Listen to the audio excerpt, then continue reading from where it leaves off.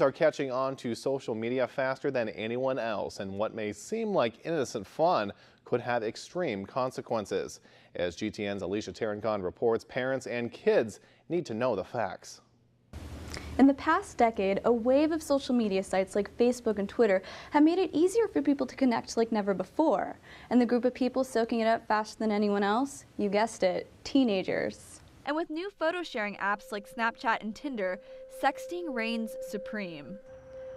Most people don't understand what it can lead to. For some teens, sexting or sending sexually explicit messages or images by a cell phone.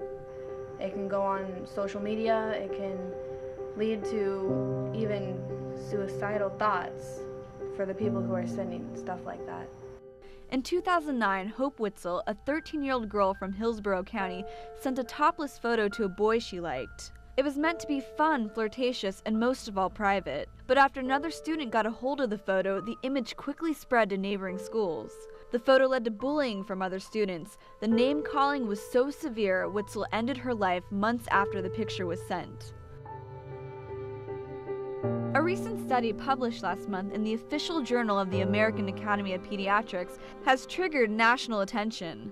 The study indicates sexting has become normal among teenagers. I've seen it posted on Facebook, I've seen it printed, and I've seen it shared in many different ways. We've also had a case or cases where sexual activity between the minors was recorded. Detective Tate with the Alachua County Sheriff's Office Criminal Investigation Division deals with many cases involving child exploitation. He says in some cases, parents don't see sexting as a serious problem. I've been told that I should be investigating more serious offenses and not deal with this because this is what kids do nowadays. And to me, that's unacceptable. I don't think that we should look at something like this as something kids do.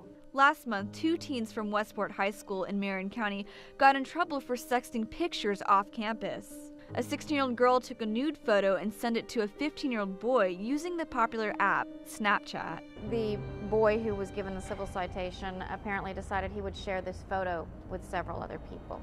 Despite these cases, Westport High School has implemented a program called Student Improvement Time, where they look at current issues students are facing. And sexting is one of those topics that's important for us to have that conversation with our students so that they understand the ramifications, the things that can happen to them, not today, not tomorrow, but these can have long-lasting impacts on their future.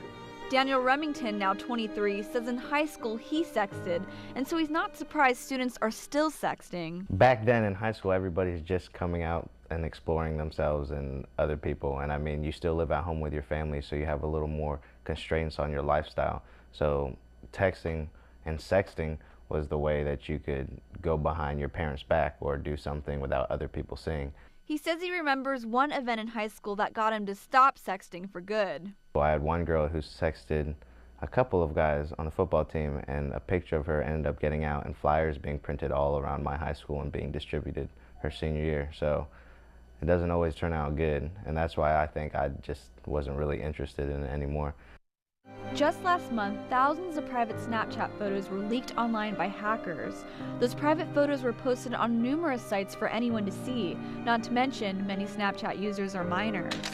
According to the Cyberbullying Research Center, 20 states, including Florida, have laws related to sexting. In Florida, if a minor is caught sexting, the penalty is usually a civil citation, but repeat offenses could result in a felony. If a minor receives a sex message and reports it, then they will not be charged with a sexting offense. Some students say their schools are stepping up their anti-sexting education. A couple months ago, we had an assembly about sexting and stuff like that, and how it was bad for school and stuff, and that they crack down on stuff like that at our school. Like, they'll take your phone away and stuff like that, you know, tell your parents and stuff. Alicia Tarancon, GTN News. According to the Pew Internet and American Lie Project, 20% of 16-year-olds and 30% of 17-year-olds have already received a sex message. Well,